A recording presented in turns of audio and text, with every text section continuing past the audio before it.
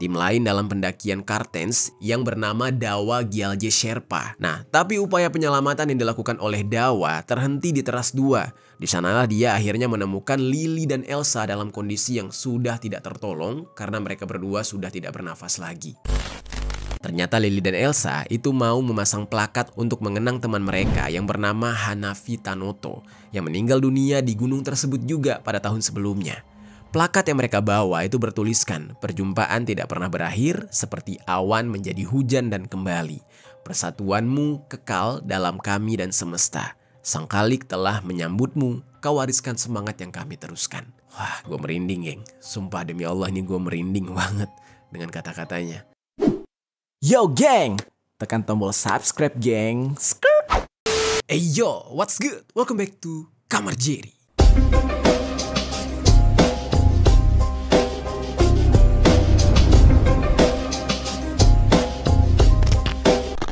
Geng, beberapa hari ini sosial media lagi rame banget geng dengan adanya sebuah kabar duka dari 2 orang pendaki perempuan ketika sedang mendaki di Gunung Karstens. 2 orang pendaki tersebut bernama Lily Wijayanti dan Elsa Laksono. Nah, mereka ini bukan orang yang baru pertama kali mendaki, tetapi melainkan sudah menjadi pendaki profesional. Jadi udah sering. Baik Lily maupun Elsa juga cukup dikenal oleh sesama pendaki, namun sayangnya mereka harus menghadapi sebuah kemalangan, meninggal dunia di dalam pendakian di Gunung Karstens beberapa hari yang lalu.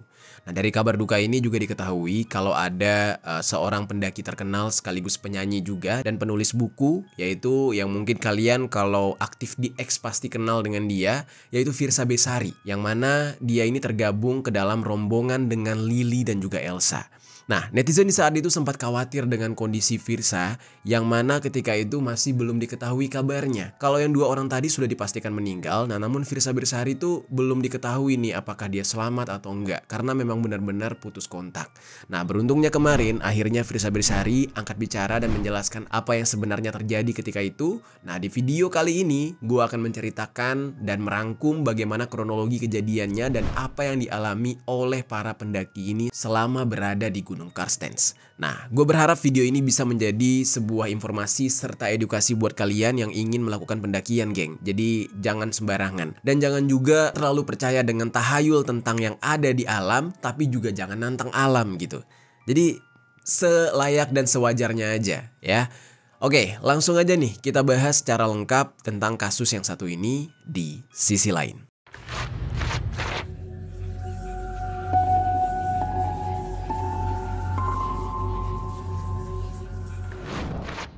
Kita langsung masuk ke dalam kronologi kejadian nih, geng.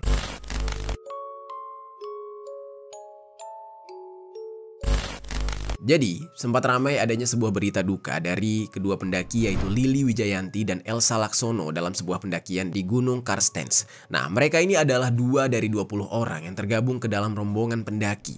20 orang tersebut terdiri dari 5 pemandu, 7 pendaki Indonesia, 6 pendaki asing, terus ada 2 pendaki dari Taman Nasional Lorentz. Menurut media Kompas nih ya, operator jasa kegiatan pendakian diduga itu adalah dari pihak Indonesia Expedition, yang mana sementara pemegang izin pendakian yang menaungi Indonesia Expedition ini adalah PT Tropis Karstens Jaya. Nah, 2 hari sebelum kejadian, tepatnya di tanggal 26 Februari tahun 2025, rombongan berangkat dari Bandara Moses Kilangin, Timika, menuju ke base camp Yellow Valley atau Lembah Kuning dengan menumpang helikopter. Nah, sesampainya di sana, mereka melakukan aklimatisasi, yaitu proses penyesuaian diri organisme terhadap lingkungan. Jadi, mencoba beradaptasi dulu gitu. Dan selain itu, para pendaki ini melakukan latihan naik atau yang biasa disebut dengan ascending, serta latihan turun menggunakan tali atau descending. Jadi di hari mereka sampai itu, mereka nggak langsung muncak. Mereka benar-benar sudah prepare secara fisik dan juga latihan. Jadi kalau dibilang mereka ini naik ke sana asal-asalan, nekat-nekatan, tanpa adanya persiapan, itu salah besar. Mereka udah persiapan banget. Dan semua persiapan itu perlu dilakukan karena medan puncak Kartens ini itu berbentuk tebing yang sangat sempit dan juga terjal dengan ketinggian sekitar 600 meter. Lalu geng, di hari Jumat tanggal 28 Februari tahun 2025, akhirnya rombongan itu mulai melakukan perjalanan sekitar jam 4 pagi. Nah, lalu di jam 10:51 siang, ini dari pagi udah menuju siang gitu ya, rombongan melakukan penyeberangan di jembatan Tyrolean. Nah, sekitar jam 2 siang, para pendaki terakhir itu berhasil mencapai puncak Carstens. Nah, rombongan tersebut sebenarnya sudah dilengkapi oleh HT, ya pakai HT atau handy talk, namun HT mereka pada saat itu dalam kondisi yang low. Jadi nggak tahu mau di-charge di mana, sehingga nggak ada komunikasi pada saat itu. Nah, setelah mereka sampai ke puncak, rombongan ini ingin segera turun dari sana. Cuma ada kendala yang terjadi sebab sedang terjadi cuaca buruk dengan turunnya hujan salju. Dan hujan deras juga dan bahkan ditambah dengan angin kencang. Hal ini sangat beresiko geng bagi para pendaki. Karena di atas puncak gunung itu kan pasti udaranya dingin banget. Dan ditambah dengan turunnya hujan salju, hujan deras serta angin kencang yang pasti akan menambah udara dingin. Dan mereka benar-benar harus struggle di sana. Kondisi seperti ini rawan banget untuk membuat si para pendaki ini mengalami hipotermia. Nah, hipotermia sendiri itu adalah kondisi di mana suhu tubuh jadi turun di bawah suhu normal yang diakibatkan karena tubuh terpapar suhu yang sangat dingin. Dan hipotermia ini bisa berdampak terhadap gangguan jantung, saluran pernafasan, sampai ke otak. Ada 5 pendaki yang terjebak karena cuaca buruk tersebut dan mengalami hipotermia geng. Ada salah satu pemandu yang bernama Nur Huda yang di saat itu berhasil turun dan tiba di base camp sekitar jam 8:45 malam. Padahal pada saat itu dia sendiri terkena hipotermia. Tapi sesampainya dia di base camp, Nur Huda itu mengabarkan ke tim yang ada di base camp kalau ada 5 pendaki lain yang sedang terjebak dan terkena hipotermia di atas. Nah, di sini keadaannya itu benar-benar udah mencekam. Nah, ketika mendapatkan kabar tersebut, tim yang ada di base camp itu memutuskan untuk membantu para pendaki yang masih terjebak. Dan Nur Huda pun juga ikut di dalam penyelamatan ini, walaupun sebelumnya dia udah terkena hipotermia. Ya, tapi mau nggak mau karena itu memang sudah tugasnya dia dan tanggung jawabnya dia, ya dia harus ikut membantu. Nah, karena dia mengalami hipotermia juga, sebelum kembali ke puncak bersama tim, Nur Huda ini sempat beristirahat sebentar di base camp agar bisa mengumpulkan energi, baru dia kembali lagi naik setelah pemulihan. Nah, terus geng, ada salah satu pemandu lokal yang bernama Justinus Sondegau. Dia ini sempat berusaha naik menuju ke pendaki yang bernama Indira Alaika. Terus ada Saroni dan juga Alvin Regi.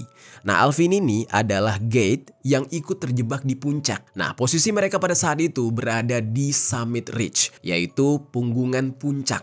Nah, Justinus di saat itu berjalan ke arah mereka dengan membawa bantuan berupa sleeping bag, terus ada flashlight, air panas, dan juga membawa sebuah radio. Nah, cuma upaya penyelamatan di saat itu terhenti karena cuaca semakin memburuk. Jadi mereka berhenti di yang namanya teras besar. Nah, ketika sudah nggak bisa lagi melakukan penyelamatan, Justinus memutuskan untuk kembali turun. Namun semua peralatan yang dia bawa untuk penyelamatan, dia tinggal di teras besar. Dalam perjalanannya di saat itu, dia sempat bertemu dengan seorang pendaki yang termasuk ke dalam rombongan yang bernama Ludi. Nah, saat itulah dia langsung mendampingi Ludi hingga sampai ke base camp. Upaya pertolongan juga dilakukan oleh pemandu asal Nepal. Tim lain dalam pendakian Carstens yang bernama Dawa Gyalje Sherpa. Nah, tapi upaya penyelamatan yang dilakukan oleh Dawa terhenti di teras 2. Di sanalah dia akhirnya menemukan Lily dan Elsa dalam kondisi yang sudah tidak tertolong karena mereka berdua sudah tidak bernafas lagi. Nah, jadi si Dawa ini, yaitu pemandu asal Nepal inilah yang menemukan 2 korban tadi. Guide lokal lainnya yang bernama Poxy dan Damar itu kembali mencoba naik ke teras 2 untuk memberikan bantuan kepada Lily dan Elsa. Mereka menghubungi tim di base camp dan melaporkan sudah memberikan pertolongan kepada Lily dan Elsa. Salah satu guide yang bernama Octris yang berkomunikasi dengan Poxy dan Dawa menginformasikan dari base camp kalau ada 2 pendaki perempuan, yaitu Lily dan Elsa tadi, yang sudah tidak tertolong di teras 2 alias sudah meninggal dunia. Nah, selanjutnya seorang guide yang bernama Huda itu naik menuju ke puncak untuk menolong Indira, Alvin, dan Saroni di Summit Ridge tadi. Nah, namun Huda mengabarkan kalau dia itu udah nggak sanggup untuk meneruskan perjalanan ke titik di mana Indira dan Alvin dan Saroni berada. Karena udah, kedinginan parah, hipotermia, capek. Dan oleh karena itu, Huda kemudian meletakkan peralatan bantuan untuk mereka berdua di bawah Summit Ridge tadi. Nah, jadi di saat itu emang udah nggak kuat lagi dia untuk menuju ke titik para pendaki yang terjebak. Nah, upaya penyelamatan selanjutnya di saat itu membentuk 2 tim penyelamat. Tim pertama terdiri atas 3 guide internasional yang bernama Gerrit Madison, Tashi Sherpa, dan juga Ben Jones. Nah, mereka bertiga bertugas untuk mendaki kembali ke Summit Ridge untuk menyelamatkan Indira, Alvin, dan Saroni. yang masih selamat di saat itu. Nah, sementara tim yang kedua terdiri dari Dr. Adnan dan juga Mehdi yang berjalan dengan tujuan menjemput yang sudah meninggal, yaitu Lily dan Elsa di teras 2. Tim pertama itu berhasil menjemput Indira, Alvin, dan Saroni pada tanggal 1 Maret tahun 2025. Nah, ketiga gate asing tersebut langsung memberikan kabar ke base camp kalau ketiga orang yang mereka tolong itu masih hidup, hanya saja dalam kondisi yang kritis, udah hampir meninggal. Dan tim penyelamat memberikan pertolongan pertama dan mengganti pakaian mereka dan memberikan isotonik, makanan, serta obat-obatan. Setelah itu, tim penyelamat serta 3 korban yang terjebak kembali turun menuju ke Lembah Kuning. Indira, Alvin, dan Saroni yang tadinya terjebak langsung dilarikan ke rumah sakit yang ada di daerah Timika. Sementara itu, jenazah dari Lily dan Elsa yang sudah tidak bisa diselamatkan diturunkan sampai ke Lembah Kuning pada Sabtu sore tanggal 1 Maret tahun 2025. Namun menurut Rahman Muklis sebagai Ketua Asosiasi Pemandu Gunung Indonesia atau APGI, dia menyebutkan kalau evakuasi korban baru akan dilakukan di hari Minggu tanggal 2 Maret tahun 2025 dan jenazahnya diinapkan di Lembah Kuning. Pada pagi hari, Basarnas melakukan evakuasi terhadap jenazah Elsa dengan menggunakan helikopter. Nah, jadi proses evakuasinya tuh bener-bener seribet itu, geng. Gila banget. Dan jenazahnya keduanya diturunkan di helipad Bandara UPBU Moses Kilangin Timika, Kabupaten Mimika, Provinsi Papua Tengah untuk dikirimkan ke RSUD Timika. Pada saat itu, evakuasi dilakukan sampai jam 3 sore. Dan evakuasi kemudian dihentikan sementara karena cuaca yang tidak mendukung. Jadi cuacanya ekstrim banget. Dan rencana pelaksanaan evakuasi dilanjutkan di hari Senin tanggal 3 Maret tahun 2025 terhadap Lily dan para pendaki yang selamat. Nah, di hari Senin pagi, salah satu operator lokal pendakian Kartens yang bernama Irfan Erianto itu mengatakan kalau jenazah Lily sudah berhasil dievakuasi dari Lembah Kuning. Dan Lily pun dibawa ke RSUD Timika, sama seperti Elsa. Itu berhasil dievakuasi kurang lebih jam 8-an ya.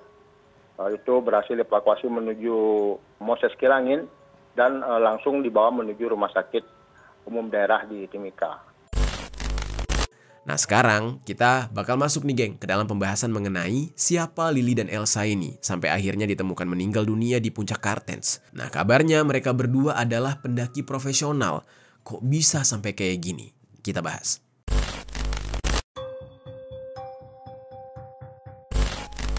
Jadi, geng, Lily dan Elsa merupakan seorang pendaki senior yang sudah bersahabat sejak di bangku SMP.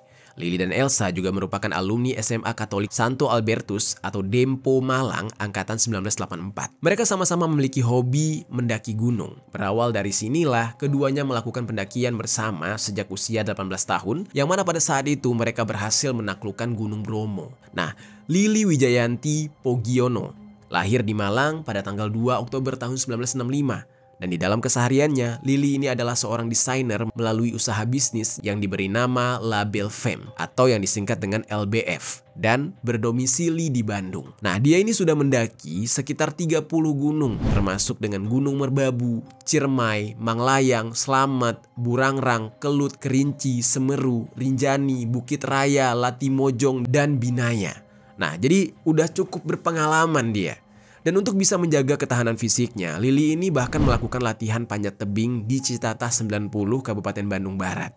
Lily memiliki sebuah akun Instagram dengan username Mama Pendaki yang dia jadikan sebagai media untuk mengunggah hobinya tersebut, yaitu mendaki gunung. Dan Lily diketahui sudah mendaki 7 gunung yang ada di dalam negeri atau yang dikenal dengan The Seven Summits. Nah, yang mana 4 hari sebelum pendakiannya ke Karstens, Lily ini sempat membuat sebuah video yang memperlihatkan momennya dia ketika memilih berbagai keperluan yang akan dia kenakan nanti ketika mendaki Karstens, mulai dari jaket, celana, dan juga sepatu. Nah, sementara Elsa merupakan seorang pendaki perempuan asal Malang, Jawa Timur yang lahir pada tanggal 24 Juli 1965 dan tinggal di Jakarta. Nah, dia ini dikenal sebagai Mama Gigi. Panggilan ini karena Elsa yang ternyata berprofesi sebagai seorang dokter gigi, geng.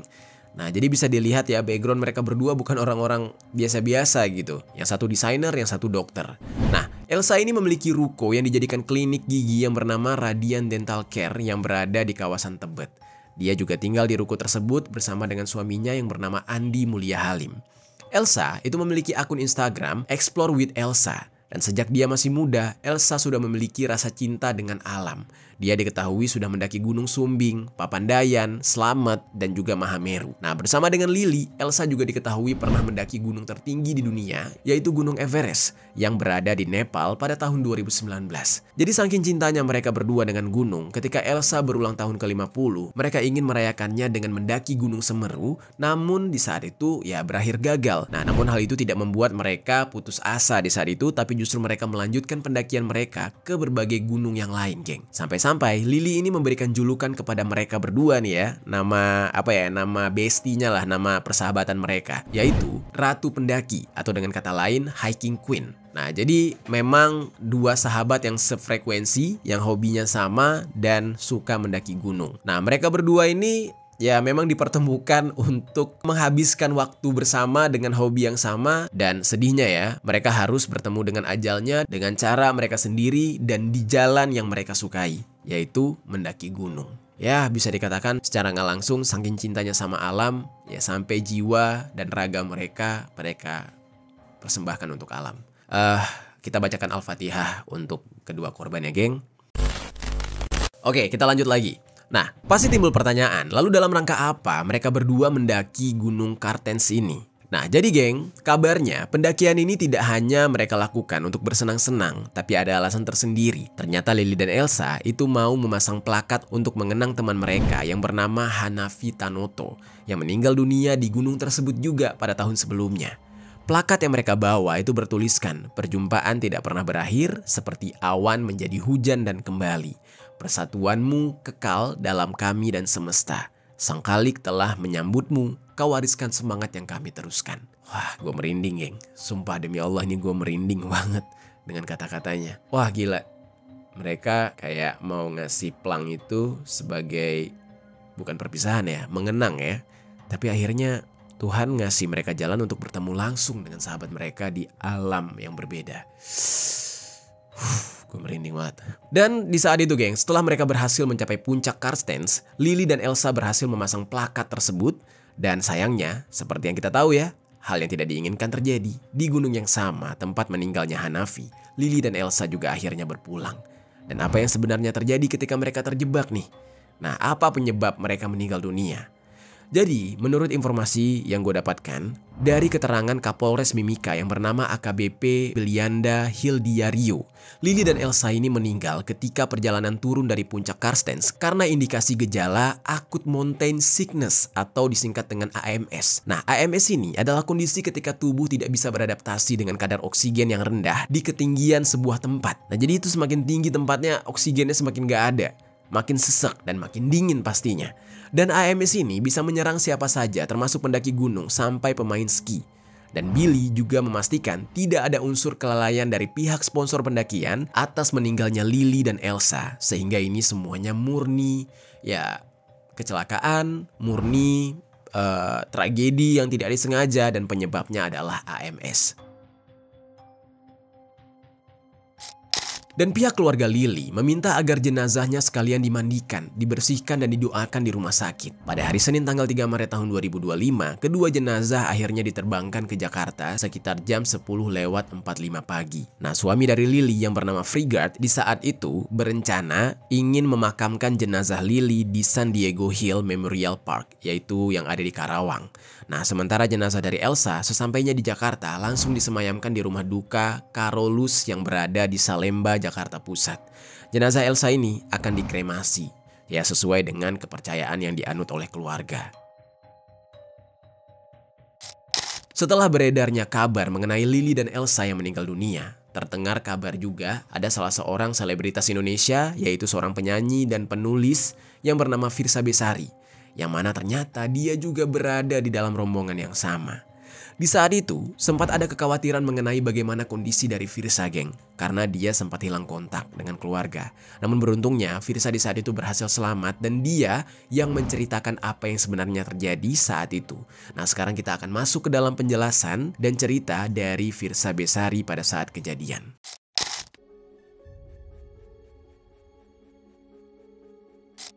Nah, Firsa ini diketahui termasuk ke dalam rombongan yang sama dengan dua korban tadi, yaitu Lily dan Elsa. Keberadaannya dia sempat dipertanyakan dan tidak diketahui ketika dia hilang kontak dengan istrinya.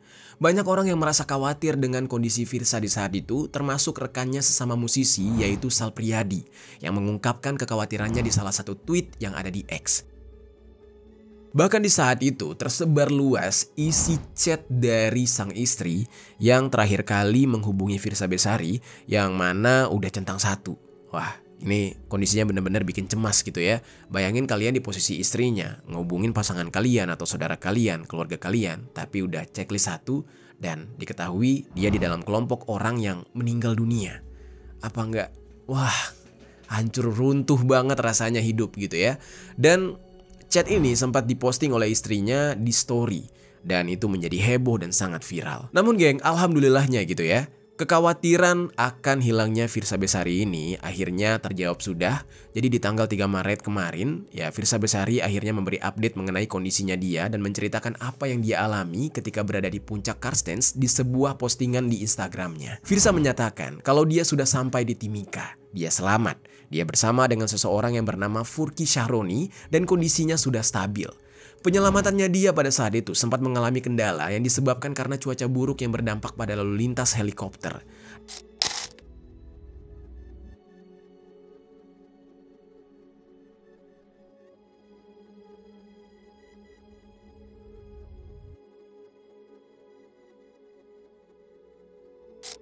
Dan di dalam postingan tersebut, Firsa juga menyampaikan belasungkawa terhadap Lily serta Elsa. Dan dia kemudian menjelaskan, walaupun berada di dalam rombongan yang sama dengan Lily dan Elsa, tapi rombongan tersebut sebenarnya terdiri dari sejumlah grup dengan operator pendakian yang berbeda-beda. Nah, jadi Firsa mengatakan kalau dia tidak berada di dalam grup yang sama dengan Lily dan Elsa karena operator yang digunakan Firsa berbeda dengan mereka. Timnya Firsa ini terdiri dari 3 orang dan selain itu ada pendaki yang merupakan warga negara asing serta ada yang dari pihak Balai Taman Nasional yang bersama Firsa. Firsa dan Furki tiba di base camp Yellow Valley pada tanggal 28 Februari tahun 2025 tepat jam 22:48 malam dan baru mendapatkan kabar bahwa ada 5 pendaki yaitu Lily, Elsa, Indira, Alvin, dan Shahroni yang terjebak di atas itu pada tanggal 1 Maret tahun 2025 sekitar jam 4 pagi. Nah, rombongan yang berada di base camp berusaha untuk mengontak korban yang terjebak menggunakan HT agar tetap merespon sampai pada akhirnya para korban dijemput oleh para relawan baik yang lokal maupun internasional pada tanggal 1 Maret 2025. Nah, di dalam tulisannya tersebut, Firsa juga mengucapkan terima kasih kepada semua pihak yang suportif dalam proses evakuasi, terutama untuk seluruh kru dan pendaki di Yellow Valley. Namun, di akhir tulisannya tersebut, Firsa menghimbau agar netizen tidak mengeluarkan asumsi, teori, apalagi komentar yang tidak berempati untuk menjaga perasaan keluarga yang ditinggalkan. Ya karena memang seperti yang kita tahu ya, dari kasus ini banyak banget kayak netizen-netizen yang nggak tahu apa-apa, nggak tahu cerita sebenarnya itu langsung mencela. Yang kayak siapa suruh ngedaki, bikin capek tim SAR, bikin ngabis dana bensin helikopter nolong kalian. Ya sekalian begini, sekalian begitu, pokoknya kejam-kejam banget lah. Padahal ya ada nyawa yang melayang di sini, ada nyawa yang hilang, ada keluarga yang berduka. Jadi kita juga nggak bisa menyalahkan siapapun, geng. Nah, terus geng, di pembahasan kali ini dirasa kurang lengkap kalau kita tidak menjelaskan tentang gunung ini, gunung yang memakan korban ini, yaitu yang bernama Gunung Karstens. Seberapa beresiko gunung tersebut? Sekarang kita akan masuk ke dalam pembahasan mengenai fakta-fakta tentang Gunung Karstens ini.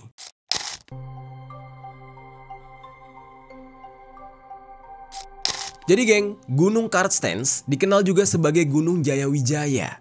Nah sebenarnya sering kita dengar lah gunung ini. Sering kita dengar di dalam pemberitaan tentang Papua. Dan gunung tersebut menjadi bagian dari pegunungan Barisan Sudirman yang terletak di Kabupaten Mimika, Provinsi Papua Tengah. Puncak Karstens ini atau Puncak Jaya ini memiliki ketinggian mencapai 4.884 mdpl sehingga tercatat sebagai puncak tertinggi di Indonesia. Bahkan tercatat menjadi salah satu paling tinggi di dunia. Sementara di kawasan Asia, gunung ini termasuk tertinggi ke-7 sehingga ya masuk ke dalam daftar Seven Summits. Dan selain itu, puncak puncak Carstens ini termasuk pegunungan yang unik di dunia. Di sekitar gunungnya terdapat Gletser Carstens yang menjadi satu-satunya gletser tropika yang ada di Indonesia yang masih tersisa hingga saat ini. Dan berdasarkan cerita dari Gali Donikara, seorang pegiat alam yang diwawancarai oleh BBC, pendakian ke puncak Carstens ini memiliki tingkat kesulitan dan keunikan khusus bahkan bagi pendaki internasional yang sudah berpengalaman. Dan hal ini disebabkan karena medan dan cuacanya yang basah serta super dingin. Karena faktor tersebut, dibutuhkan beberapa hal yang harus dipersiapkan untuk mendaki puncak Carstens. Nah, yang pertama yaitu kemampuan teknik yang memadai, yaitu pengetahuan tentang teknik pemanjatan dan alat-alat panjat tebing. Terus selanjutnya adalah kondisi cuaca di Carstens yang merupakan kombinasi antara air hujan tropis dan juga salju. Nah, sebab menurut Gali, terkadang pendaki hanya fokus untuk menyiapkan alat-alat untuk menghangatkan tubuh, tapi mereka lupa untuk mempersiapkan alat di saat kehujanan. Nah, hujan basah itu menyebabkan kelembaban yang mempersulit untuk seseorang melakukan pernafasan di area tinggi yang sangat minim oksigen. Nah, udara dingin dan hujan menjadi pengaruh penting dalam meningkatkan potensi terjadinya hipotermia. Kalau pakaian sampai basah dan dinginnya sampai ke kulit kita, nah itu akan mempercepat proses kehilangan panas di tubuh yang bisa menyebabkan halusinasi hingga pingsan. Nah, pingsan yang tidak tertangani inilah yang bisa berujung ke kematian. Nah, hal selanjutnya yang gak kalah penting adalah analisis cuaca sebelum pendakian karena wilayah Carstens ini memiliki cuaca yang berubah-ubah.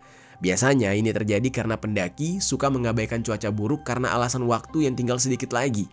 Dan mereka tuh ya udah gitu, daripada ya buang-buang waktu, hajar aja lah gitu, modal nekat. Dan mereka biasanya merasa tanggung kalau nggak segera diselesaikan. Padahal inilah yang bisa meningkatkan resiko keselamatan. Gali menyoroti kalau pengabaian cuaca sering terjadi di tingkat regulator, yaitu pihak yang memiliki otoritas di kawasan. Menurutnya, regulator harus berani untuk mengeluarkan instruksi stop pendakian di saat cuaca ekstrim saat ini. Dan biasanya bulan Januari sampai Maret, pendakian itu ditutup. Dan baru dibuka lagi bulan April, tapi sekarang malah udah dibuka. Padahal Carstens itu sudah lama ditutup sejak COVID. Dan untuk itu, pihak yang bertanggung jawab di kawasan Carstens itu haruslah mengetahui kondisi gunung tersebut, apakah aman atau justru membahayakan. Ya jangan sampai kayak gini. Dan ditambah lagi, pihak regulator harus melakukan seleksi ketat bagi para pendaki yang ingin naik ke puncak Carstens, mulai dari pemeriksaan medis, alat-alat, jumlah porter, dan juga skenario operasi penyelamatan jika hal buruk terjadi. Nah, itu dia geng, pembahasan kita kali ini mengenai dua pendaki yang meninggal dunia yang bernama Lily dan Elsa di puncak Carstens atau yang disebut dengan puncak Jayawijaya. Dan juga ya kasus ini kenapa viral banget ya karena melibatkan salah satu selebritas tanah air yang bernama Firsa Besari, yaitu seorang penyanyi. Dan gua harap dari video ini bisa menjadi informasi tambahan buat kalian yang mau mendaki gunung, ya lebih pikir panjang dulu. Apa di antara kalian yang mungkin juga hobi mendaki gunung? Coba deh tuliskan pendapat kalian dan mungkin kalian bisa sharing tips-tips mendaki gunung di kolom komentar.